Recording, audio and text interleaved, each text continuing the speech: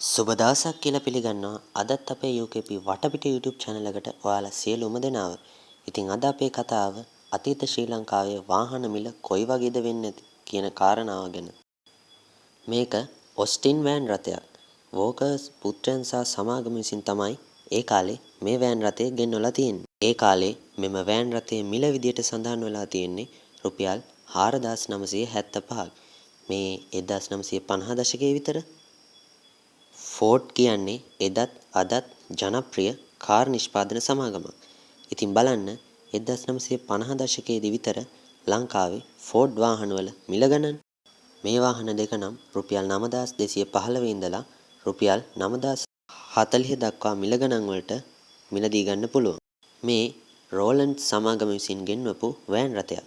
ගාන නම් දාලා නැහැ. හැබැයි අපිට කලින් දැන්වීම් එක බලද්දි තේරෙන්නේ මේ වාහනේ රුපියල් 8000ක් 9000ක් වගේ මුදලක් වෙන්න ඕනි කියලා. එහෙම නේද? බලන්න ඒ කාලේ ෆියට් 600 කියන මෝටර රථය ලංකාවේ රුපියල් 7850කට විතර මිලදී ගන්න තිබුණා. මේක ඒ කාලේ තිබුණු මෝටර රථ වලින් ටිකක් ලාභදායී මෝටර රථයක්. මේක නම් ඔස්ටින් F කියන කාර් එක. මේක නම් 1940 විතර වෙළඳ දැන්වීමක්. ෆෝඩ් ලොරියක් නේද තියෙන්නේ? මිල නම් දාලා නැහැ. ඔයාලා හිතන විදිහට මේ ලොරිය කීයක් වෙනව ඇද්ද? කමෙන්ට් කරගෙනම යන්නකෝ.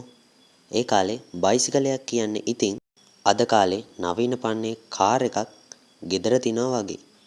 ඉතින් බලන්නකෝ ඒ කාලේ ෆුට් සයිකල් එක මිල වෙලා තියෙන්නේ රුපියල් 65ක් වගේ මුදලක්. මේ කාර් එක නම් ලංකාවේ ගොඩක් අය අඳුරන කාර් එකක්. Volkswagen Beetle. හැබැයි ලංකාවේ අය නම් දන්නේ ගෙම්බ කාර් එක කිව්වහමනේ. බලන්නකෝ ඒ කාලේ රුපියල් 8475ක් වගේ මුදලකට මේ වගේ වාහනයක් ගන්න පුළුවන්. දැන් ඇන්ටික් කාර් කියලා ලක්ෂ 15ට 20ට විතර විකුණන වාහනේ ඒ කාලේ අරන් තියෙන්නේ රුපියල් 8475කට. ඉතින් මේ වෙළඳ දැන්වීම නම් 1950 දශකයේ අගභාගයේ විතර වෙළඳ දැන්වීමක්. ලංකාවට මුලින්ම ත්‍රිරෝද රථ ගෙන්නන්නේ 1970 දශකයේ අගභාගයේ. මේ 1982 අගෝස්තු මාසයේ ත්‍රිරෝද රථයක මිල බලන්න රුපියල් 41000ක වගේ මුදලක් තමයි ඒ කාලේ ත්‍රිරෝද රථයක් වෙලා තියෙන්නේ. බලන්නකෝ ඒ කාලේ ත්‍රිරෝද රථයක් හඳුන්වලා තියෙන්නේ ඔටෝ රික්ෂාව කියලා. ඉතින් අදට අපේ වීඩියෝ එක මෙතනින් අපි ඉවර කරනවා. මොකද හිතෙන්නේ වීඩියෝ එක ගැන?